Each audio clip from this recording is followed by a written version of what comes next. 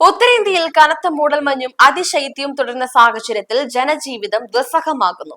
ഡൽഹിയിൽ കുറഞ്ഞ താപനില 2.9 ഡിഗ്രി സെൽഷ്യസ് രേഖപ്പെടുത്തിയതോടെ കാലാവസ്ഥാ വകുപ്പ് യെല്ലോ അലർട്ട് പ്രഖ്യാപിച്ചു.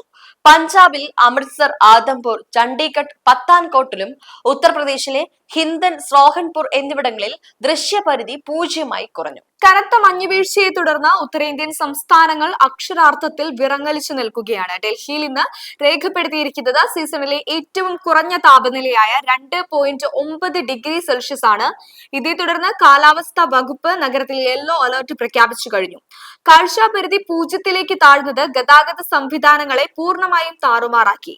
പഞ്ചാബിലെ അമൃത്സർ, ആദംപൂർ, പത്താൻകോട്ട്, ഛത്തീസ്ഗഡ് എന്നിവിടങ്ങളിലും ഉത്തർപ്രദേശിലെ ഹിന്ദൻ, സൊഹ്റാൻപൂർ തുടങ്ങിയ പ്രദേശങ്ങളിലും ദൃശ്യപരിധി 0 രേഖപ്പെടുത്തി. റോഡ് റെയിൽ ഗതാഗതത്തെ ഇത് ഗുരുതരമായി ബാധിച്ചിട്ടുണ്ട്. നിരവധി ട്രെയിനുകൾ വൈകി ഓടുന്നു. വിമാന സർവീസുകളെയും മഞ്ഞ് പ്രതികൂലമായി ബാധിച്ചു. വരും ദിവസങ്ങളിലും തണുപ്പ് തുടരുമെന്നാണ് കാലാവസ്ഥാ നിരീക്ഷണ കേന്ദ്രത്തിന്റെ മുന്നറിയിപ്പ്.